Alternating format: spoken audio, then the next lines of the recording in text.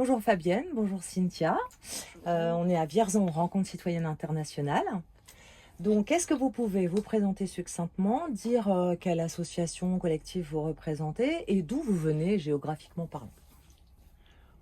Ok, donc Cynthia Thévenot, je suis présidente de l'association On a une autre dose, donc récemment constituée en Alsace-Moselle il y a un petit peu moins d'un an. Donc nous on représente toutes les victimes de la campagne vaccinale Covid, donc les vaccinés, les non vaccinés, toutes les personnes qui ont subi un préjudice lié à la campagne vaccinale. Donc voilà, on représente aussi les suspendus, les personnes victimes d'effets indésirables, les proches victimes voilà, qui sont malades ou décédées aussi aujourd'hui. Donc Fabienne Melon, moi je suis en fait à la base une soignante suspendue. Donc j'ai rejoint l'association On a une autre dose, donc je fais partie du bureau, donc je suis trésorière adjointe. Mais je suis aussi conseillère pour la fonction publique pour tout ce qui est droit du travail et tout ce qui est plus précisément santé au travail pour le syndicat Liberté Santé. D'accord. Euh,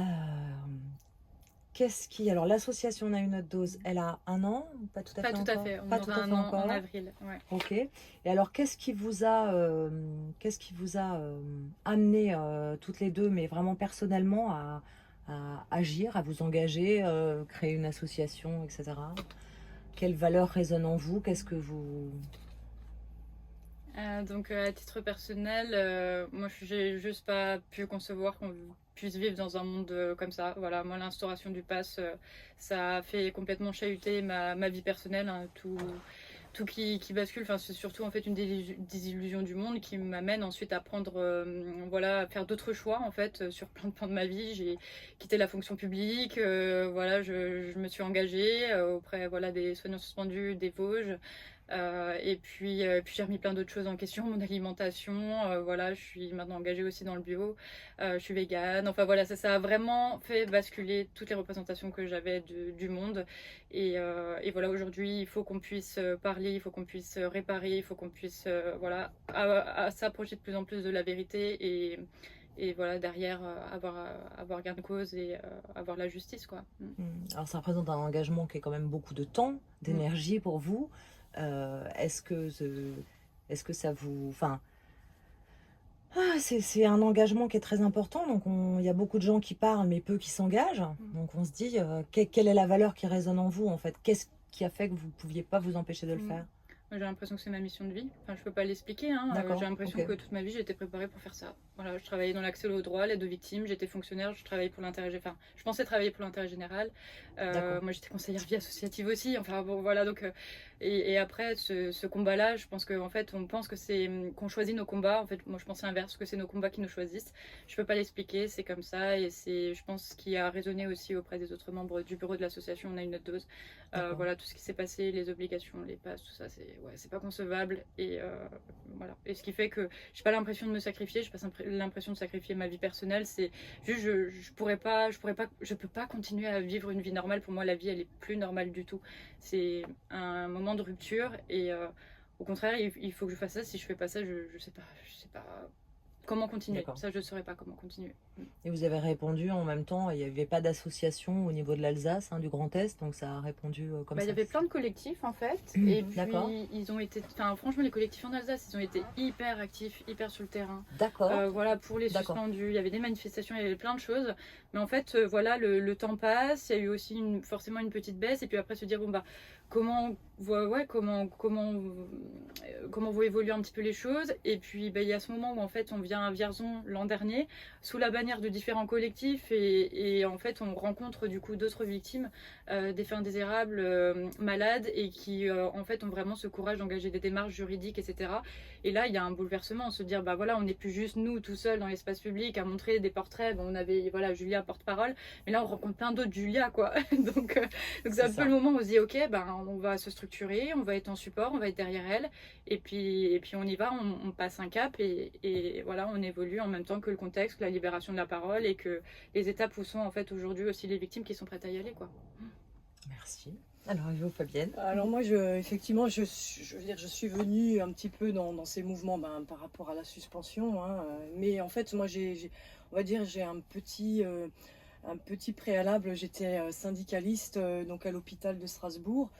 Et j'ai toujours eu plus ou moins, on va dire, la niaque pour défendre les conditions de travail de ces métiers qui sont pénibles, donc des soignants et de la justice, je pense que voilà. Et c'est vrai que ces dernières années, l'hôpital public a été totalement démantelé, donc ça fait bien une vingtaine d'années, mais là, ça s'est vraiment accéléré en plus avec le mandat macroniste. Donc avec toutes ces réformes qui ont vraiment désœuvré, désorganisé l'hôpital public, avec cette logique rentable.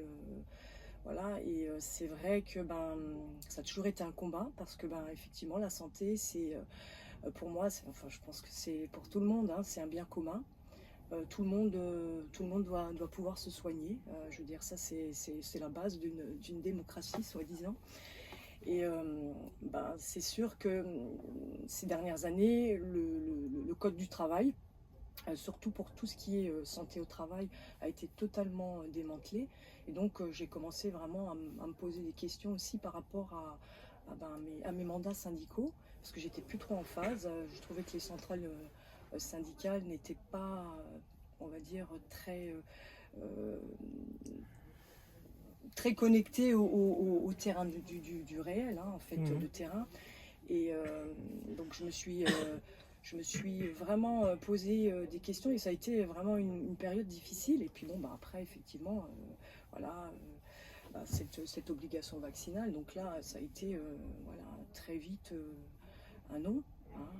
Dire c'est pas possible parce que là, déjà, on nous matraque, je veux dire, au travail, mais en plus, on nous impose de nous injecter des produits qui sont expérimentaux. Donc là, ça ne va pas. En sachant que l'hôpital a été aussi, depuis ces dernières années, vraiment le terrain, on va dire, des laboratoires pharmaceutiques. Donc aussi, on va dire, avec une logique vraiment, on va dire, mercantiliste. Voilà. Donc ça aussi... La tarification à l'acte, ça a complètement changé la notion du soin, en fait. Absolument, absolument. Alors, il y a eu différentes réformes, et celle-ci, elle a vraiment fait on va dire, ça a été un tremblement de terre, vraiment, et les modes d'organisation, vraiment avec des logiques anglo-saxonnes qui sont intégrées dans nos organisations françaises, avec une bureaucratie vraiment, on va dire, écrasante. Je veux dire, les soignants qui sont des simples exécutants, avec des conflits de valeurs. Mais vraiment des conflits de valeurs jusqu'à les suicides. Moi qui étais membre du CHSCT, le CHSCT qui était le comité d'hygiène et de sécurité, souvent on était interpellés pour des suicides, et dans toutes les strates, que ce soit médecins, je veux dire infirmières, aides-soignants, voilà, tous les personnels. Donc, est-ce que ça allait jusqu'au harcèlement en fait? Oui. Ah oui, alors ça, c'est des techniques qui se sont vraiment mises en place. Je dirais même avec la tarification de l'activité, ça s'est vraiment accentué. Avec un management pervers, avec des effets délétères, l'intensification du travail, enfin des logiques qui sont pas humaines. Enfin, je veux dire, c'est vraiment, ça a été vraiment difficile. Et voilà, ça a toujours été un combat. Et après le mandat macroniste, en plus, voilà, avec ce démantèlement de la pénibilité qu'il avait fait sauter en 2017, donc on voyait bien que de toute façon il y avait vraiment une envie de massacrer tout ce qui était bien commun. Et puis bien sûr, le couperet avec la loi de l'obligation vaccinale. Donc du coup, avec des soignants, on s'est très vite regroupés. Ça a été vraiment un réconfort, avec des médecins, même des praticiens hospitaliers, qui nous ont vraiment pris en charge psychologiquement. Enfin voilà, il y a vraiment eu un tissu, on va dire, de solidarité. On a créé une association qui s'appelait ELSA. Voilà, et on va dire que la mission de ELSA, c'était surtout de l'aide psychologique, et aussi pour aider tous les recours, parce qu'il y a eu des recours en référé, juridique, voilà. Et puis le syndicat SLS aussi qui a pris le relais, et puis après voilà, tous les collectifs dont Cynthia faisait partie. Donc c'est vrai que dans la région, on a vraiment eu un tissu de collectif, de solidarité, et je pense que S'il n'y avait pas eu ce tissu associatif ou collectif, ça aurait été vraiment difficile. Ah oui, oui, ça c'est sûr. L'humain, ça permet d'éviter ces traumatismes, surtout sur du harcèlement, hein. Là, j'ai publié il n'y a pas longtemps un article sur les livres d'Ariane, mais quand on lit vraiment le modus operandi du harcèlement, on comprend à quel point c'est un meurtre psychique, hein, des gens et que ça mène au suicide très souvent. Tout à fait. Ok. Alors en quoi vous trouvez toutes les deux que ces rencontres citoyennes sont nécessaires, utiles, particulières? Qu'est-ce que vous pourriez en dire? Eh ben, comme dit, hein, voilà, celle en tout cas de l'an dernier a donné vraiment le déclic et la synergie un petit peu nécessaire à la création en fait de l'association On a une autre dose. Donc il y a des créations post rencontre citoyenne et donc celle d'aujourd'hui, c'est vrai qu'on connaît quand même, là on commence à connaître un petit peu pas mal les associations et les autres collectifs de France, mais on en a encore découvert aussi aujourd'hui. Et ce sur quoi on a besoin aussi nous de monter un petit peu en compétence, ça va être sur tout ce qui est aide, recours en justice. Donc là, on avait la chance aussi d'avoir une panoplie d'avocats, de juristes qui ont pu aussi donner des informations et aiguiller dans le cadre à la fois de choses qu'on pourrait mener au niveau, nous, après d'actions, d'associations de collectifs ou aussi individuellement sur les dossiers de victimes, sur des démarches individuelles dans le cadre de leur parcours de reconnaissance. Et puis l'autre dimension aussi très intéressante, c'est que cette année il y a 10 pays représentés, donc la synergie avec d'autres pays, on n'a pas forcément l'occasion là de nous en tant qu'association nouer avec eux, mais le fait que toute la résistance aussi en France s'organise avec les autres pays, là ça va ouvrir plein de portes en fait sur les mois et années à venir là-dessus, et donc pour tout ça c'est vraiment important, intéressant et c'est un rendez-vous de l'année à pas manquer, quoi. À pas manquer. Ok.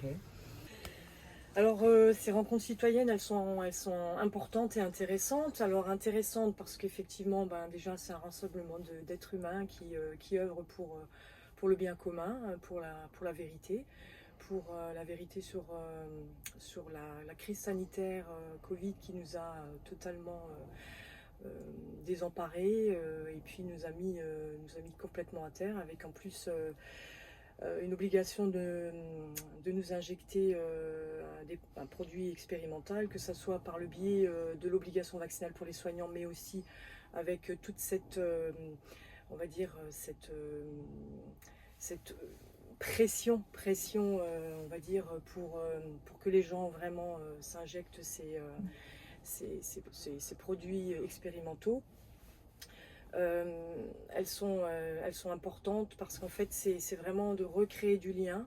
Je pense qu'effectivement c'est important de recréer du lien dans notre société, à travers les associations, les collectifs, vraiment pour qu'il y ait des vrais piliers, pour qu'on puisse être face à ce qui est en face de nous et qui est costaud, d'être vraiment unis pour pouvoir reprendre, on va dire, la voie de notre destinée, qui est le peuple, enfin le pouvoir du peuple. Voilà. D'accord, merci Fabienne. Alors on accueille Joël, je te laisse te présenter. Bonjour, donc Joël Jekyll, je suis le vice-président de l'association On est à une autre dose. Je suis issu des collectifs qui sont dressés contre le pass sanitaire, collectif dans le Bas-Rhin. Voilà, et donc avec Cynthia, on a créé en avril 2024 l'association. Voilà. Alors tu arrives pile poil pour la troisième question. Si vous aviez une baguette magique et qu'on pouvait changer quelque chose pour un changement de paradigme, qu'est-ce que ce serait pour toi? Alors, l'arrêt total de la censure au niveau des médias, réinstaurer un vrai débat. Donc, messieurs les fact-checkers, au revoir, et dans le futur, j'espère que vous serez jugés pour ce que vous avez fait. Voilà, et voilà, j'aimerais une prise de conscience au niveau de toute la population, de tout le peuple, de tout ce qui a été fait durant, alors on peut dire depuis mars 2020, depuis le premier confinement, mais bon, ça peut dater encore d'avant.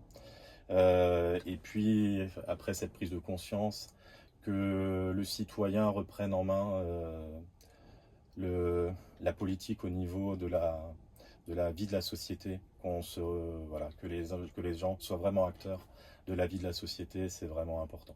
Voilà. Cynthia, Fabienne, une petite baguette magique et hop, qu'est-ce qui se passe? Alors je dirais le pouvoir pour le peuple, par le peuple. Ah, c'est carrément subversif. Après, je pense que oui, Joël a tout dit. Qu'on puisse effectivement je dirais arrêter d'avoir l'impression d'avoir une double vie, voilà, de pouvoir pleinement être libre, être soi-même, peut-être être aussi beaucoup plus vrai, créatif, et construire voilà, le monde de demain dont on rêve tous un petit peu. Et voilà, pouvoir vraiment poser les jalons de ça, prendre soin des gens, prendre soin vraiment de la santé, pas d'être coincé dans cette industrie de la maladie qui est vraiment insupportable, et où effectivement les chiffres comptent plus que les gens, que les humains. Donc voilà, vraiment pouvoir réparer et construire. Voilà, ça serait ça. Écoutez, à vous trois, un grand merci. Merci. Merci à toi. beaucoup.